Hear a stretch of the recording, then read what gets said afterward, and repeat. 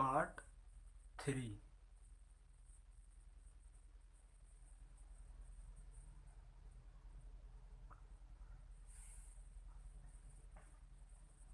Part 3 question number, यदि बहुपद X की क्यू माइनस 3x² प्लस का x प्लस का 1 के शून्यांक a minus B comma A plus B हो तो a तथा b का मान ज्ञात कीजिए।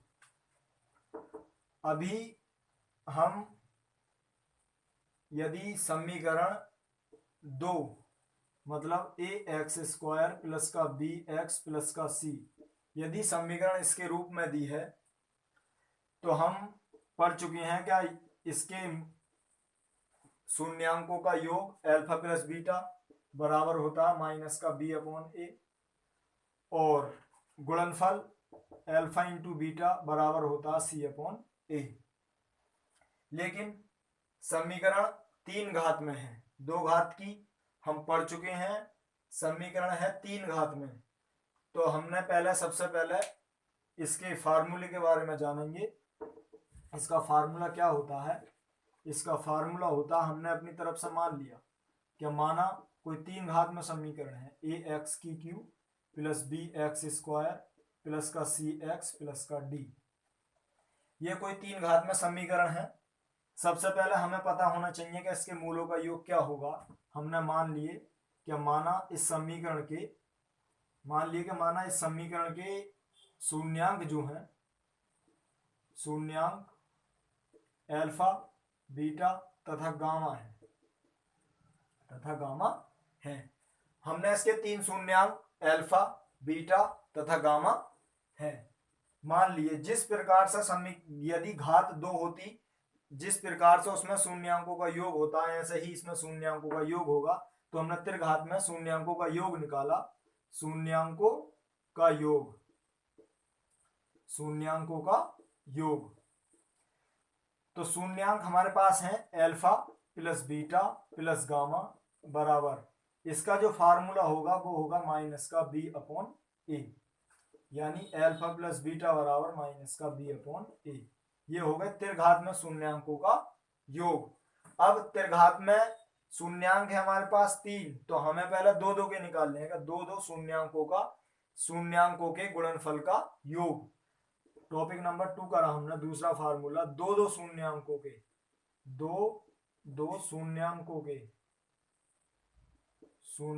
के गुणनफल या गुणनफल 2 शून्यांकों का गुणनफल वो होता है हमारा पास c अपॉन ए, यानी x का गुणांक अपॉन a का गुणांक, और माइनस b अपॉन ए मतलब एक्स स्क्वायर का गुणांक अपॉन एक्स की क्यू का गुणांक। 2 फार्मूले हो इसके। फिर तीसरा फार्मूला बनेगा इसका शून्यांकों का गुणनफल, मतलब तीनों ही शून्यांकों का गुणनफल।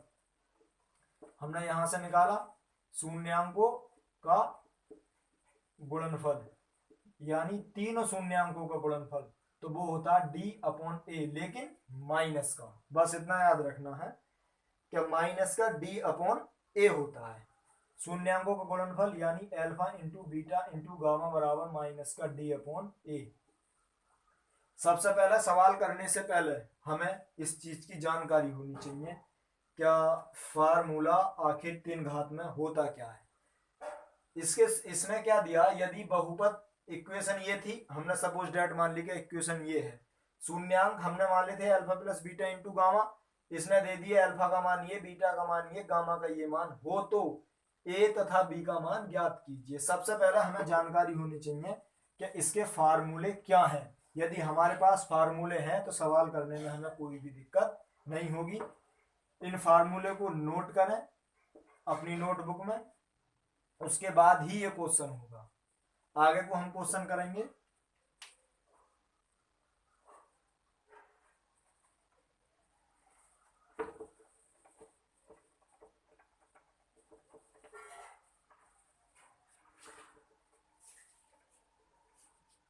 अब हमें दिया है शून्यांक, शून्यांक मतलब अल्फा का मान भी है, बीटा का मान भी है, गामा का मान भी है। तो यहां लगा दो गिवन डेट, यानी दिया है, गिवन डेट। क्या दिया है हमें? हमें दिया है एक समीकरण बहुपद, हमें बहुपद दिया है। बहुपद में कहा है उसने एक्स की क्यू माइनस 3x² प्लस का x प्लस का 1। फिर हमें अल्फा की वैल्यू कितनी दी है? अल्फा की वैल्यू दी है a माइनस का b, और बीटा की वैल्यू दी है हमें a, और गामा की वैल्यू दी है हमें a plus B, a plus B. अब अल्फा का मान भी है, बीटा का भी है, गामा की भी है। हमें निकालना है a और b की वैल्यू। तो हमने हल करा, यहां से शून्यांकों का योग निकाला। त्रिघात में जो सबसे पहला फार्मूला दिया था अभी, क्या 3 घात में शून्यांकों का योग क्या होगा, वही फार्मूला लगेगा।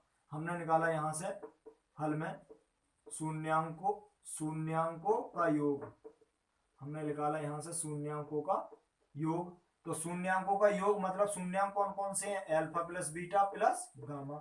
और शून्यांक का क्या बताया था? अभी बताया था माइनस का b/a बराबर। अब इसमें b की वैल्यू कितनी है? माइनस का 3, x की गुणा में जो संख्या होगी वो b की वैल्यू होगी माइनस, और b की इसमें कितनी है? माइनस का 3, और a का वैल्यू कितनी है? 1। a का मतलब x की q का गुणांक। अब अल्फा प्लस बीटा की हमने वैल्यू रख दी। अल्फा का मान है हमारे पास कितना? a माइनस बी, और बीटा का मान है हमारे पास कितना? a, और गामा का मान है हमारे पास कितना? a प्लस का b बराबर, यहां आ गया 3/1। उसके बाद यहां से b से b कट गया, कितना हो गया? 3a, ये हो गया 3a बराबर कितना हो गया? 3। और जब हमने यहां से कोई भी संख्या गुणा में हो और जब हमने जाती है तो काय में आती है? भाग में। 3 से 3 कट गया, यहां से बचा 1, मतलब a की वैल्यू हो गई 1, पहला आंसर। उसके बाद हमने निकाला तीनों शून्यांकों का गुणनफल, डायरेक्ट शून्यांकों का गुणनफल निकाल दिया हमने, यहां से निकाल दिया हमने शून्यांकों का गुणनफल, शून्यांकों का गुणनफल। शून्यांकों के गुणनफल का फार्मूला होता है क्या? अभी बताया था माइनस का d/a, और ये हो गए alpha into beta into gamma बराबर। d की वैल्यू कितनी है? d का मान कितना? 1, मतलब अचर पद माइनस का 1, और a की वैल्यू कितनी है? 1। तो यहां से हो गया अल्फा का मान कितना है? यहां से a माइनस बी, और गुणा में a, और गामा की वैल्यू कितनी है यहां से? a प्लस का b, और बराबर हो गया कितना? माइनस का 1।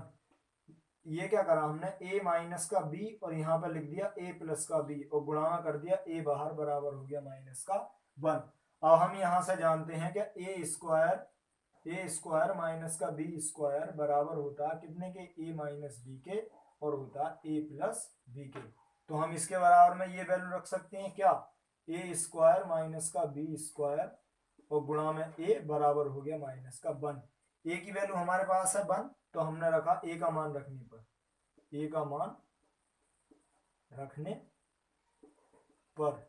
तो यहां से हो गया a स्क्वायर, a की वैल्यू रखी हमने, तो ये हो गया 1 का स्क्वायर माइनस b स्क्वायर बराबर हो, और गुणा में बचा a, तो यहां पर रख दिया 1 बराबर हो गया माइनस का 1। यहां से बचा 1, हम यहां करेंगे, यहां से कितना बचा? यहां से बचा 1, माइनस का कितना बचा? b स्क्वायर, और बराबर बचा माइनस का 1। अगर यदि हम इस 1 को, हमने क्या करा? इसे इधर को लेगा और इसे इधर को लिया है, 1 हो गया माइनस b स्क्वायर हो गया माइनस का d/a, बिल्कुल सही है। उसके बाद 1 स्क्वायर माइनस b स्क्वायर, 1 की वैल्यू 1 बराबर माइनस का 1। हमने क्या करा? इसे इधर को ले गए, 1 इसे उधर लाए, प्लस का 1 हो गया बराबर हो गया b स्क्वायर, और b स्क्वायर बराबर जब वैल्यू निकाली तो ये हो गया √2।